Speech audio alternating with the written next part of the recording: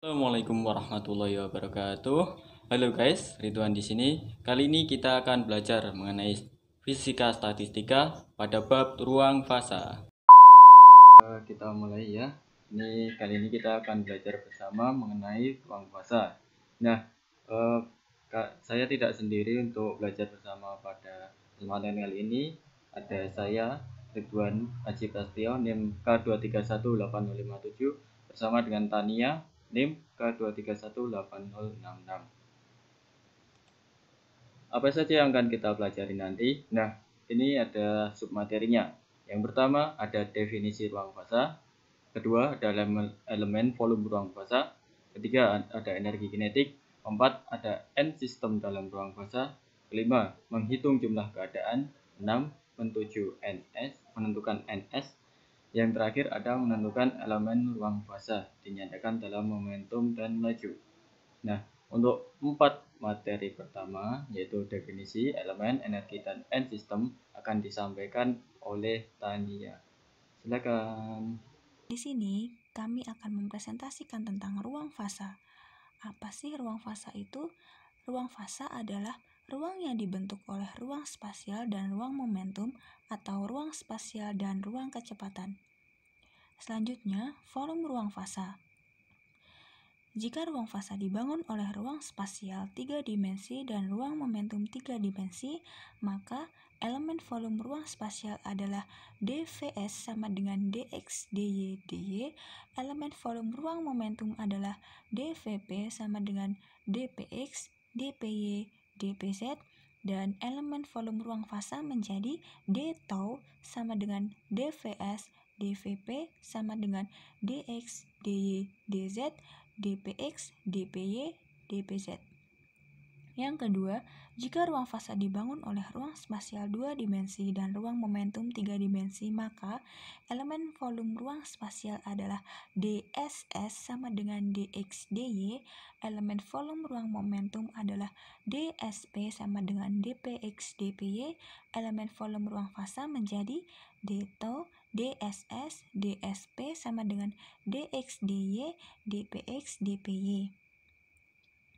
Yang ketiga, jika ruang fasa dibangun oleh ruang spasial 1 dimensi dan ruang momentum 3 dimensi, maka elemen volume ruang spasial adalah dxs sama dengan dx, elemen volume ruang momentum adalah dpp sama dengan dpx, elemen volume ruang fasa menjadi d tau sama dengan dxs, dpp sama dengan dx dpx.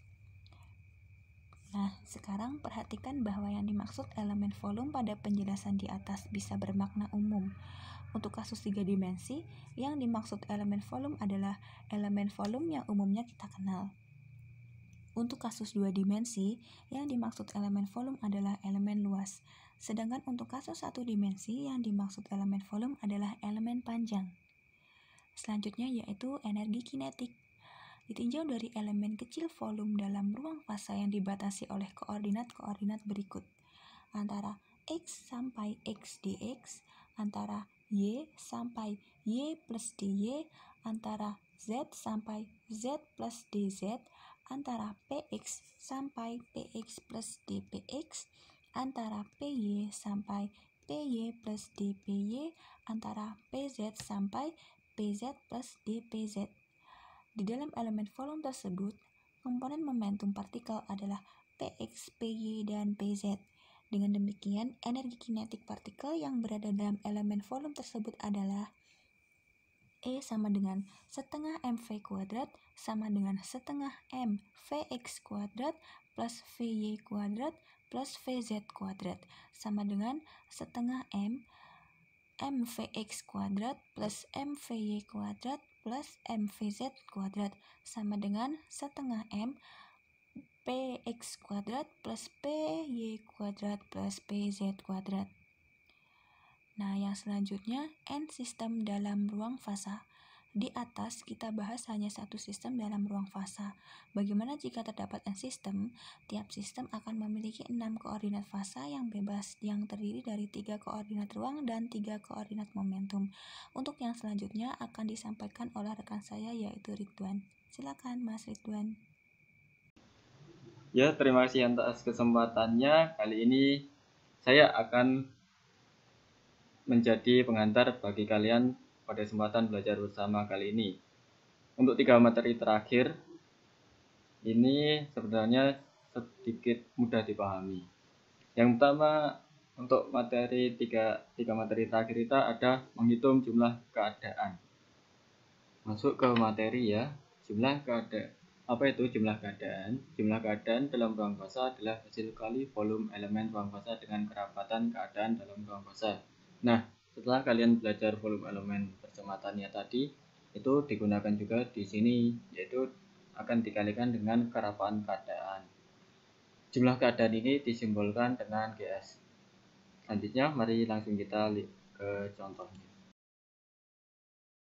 Contoh, misal kita punya persamaan energi, yaitu E sama dengan Px kuadrat plus B kuadrat plus Bz kuadrat dibagi 2M. Kita ubah persamaan energi ini menjadi seperti yang di kiri ini, yaitu akar 2M kuadrat sama dengan Px kuadrat plus B kuadrat plus Bz kuadrat.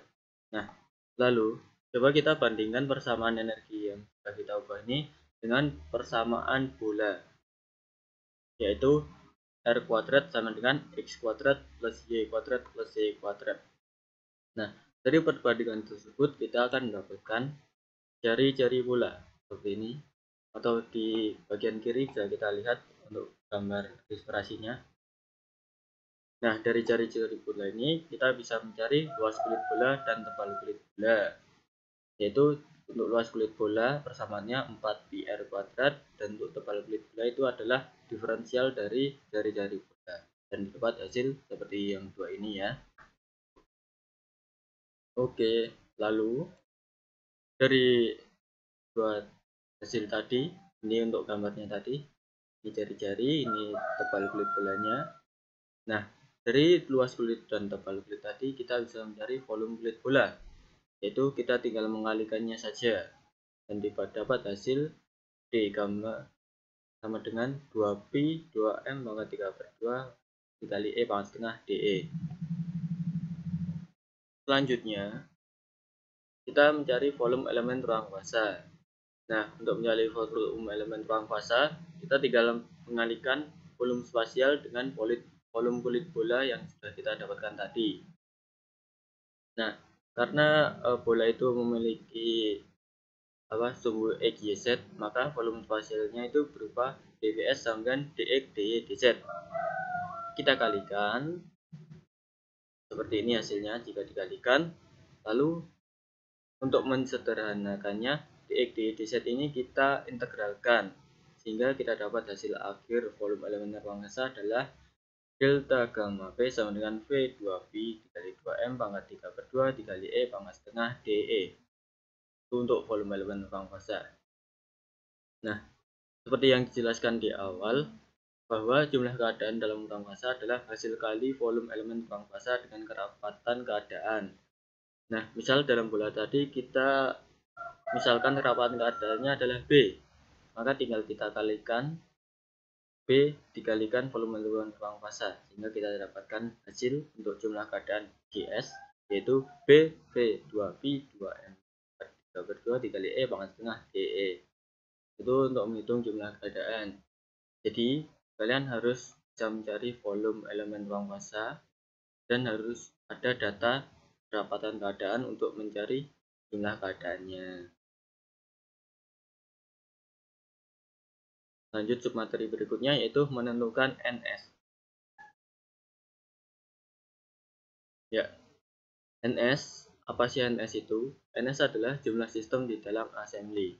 Nah, di dalam lingkaran tadi itu terdapat sejumlah sistem dulu yang berkumpul atau assembly. Nah, untuk kerapatan sistem NS berubah menjadi NE. Nah, untuk mencari kerapatan sistem itu NS-nya dirubah menjadi NE, kan ada jumlah sistem. Jumlah sistemnya kan banyak, jadi kita jika mencari kerapatannya maka dirubah menjadi NE. Nah, NS ini ada hubungan dengan jumlah keadaan tadi. Itu sama seperti persamaan yang di bawah ini ya. NS sama dengan GS E pangkat alfa plus beta dikali E S. Contohnya kita ambil bola yang sudah kita bahas di jumlah keadaan tadi. Misal bola tadi dibatasi oleh energi E dan E plus DE, sehingga kerapatan sistem menjadi NEDE. Maka kita bisa mendapatkan nilai NS sebagai berikut. Kita tinggal menginput GS dari bola tadi dikalikan dengan E pangkat alfa plus E pangkat alfa plus B beta ES, dan hasilnya yang paling bawah ini ya. Yang terakhir, menyatakan volume elemen ruang fasa dalam momentum dan kelajuan. Misal kita ambil volume elemen ruang fasa dari bola yang kita hitung tadi ya. Nah, yang pertama kita nyatakan dalam momentum, kita tinjau dari persamaan E sama dengan P kuadrat per 2M. Dari persamaan ini kita bisa menjabarkan menjadi dua persamaan lagi, yaitu E pangkat setengah dan DE. Nah, dari dua persamaan ini kita tinggal mensubstitusikan ke persamaan volume elemen ruang fasa yang tadi. E pangkat setengah mengganti ini dan DE mengganti ini. Hasil akhirnya yaitu jika volume elemen ruang fasa dinyatakan dalam momentum adalah sebagai delta gamma P sama dengan V4Pi P kuadrat dP. Nah, jika dinyatakan dalam momentum maka akhirannya adalah dP. Yang terakhir, jika kita nyatakan volume elemen ruang fasa dalam kecepatan, kita tinjau dari persamaan momentum, yaitu P sama dengan mv. Kita turunkan menjadi dP sama dengan mdv. Nah, dua persamaan ini kita masukkan ke dalam volume elemen ruang fasa yang sudah dinyatakan dalam momentum yang kita dapatkan tadi. Tinggal kita substitusikan dan hasil akhirnya adalah delta gamma P sama dengan V4Pi M pangkat 3 P kuadrat dV. Ini ada sedikit tipu ya, harusnya dV. Jadi kalau kecepatan akhirnya itu dV, kalau momentum dP. Itu ya, sekian untuk materi kali ini.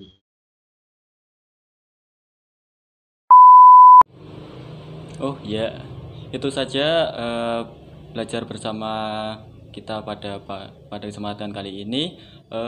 Semoga ilmu yang kita pelajari bersama tadi menjadi berkah untuk kita dan kita bisa mengamalkannya sehingga ilmu tersebut tidak berhenti pada kita sendiri. Sekian dari kami. Bila ada kesalahan dan kekurangan dalam menyampaikan tadi, kami mohon maaf. Wassalamualaikum warahmatullahi wabarakatuh.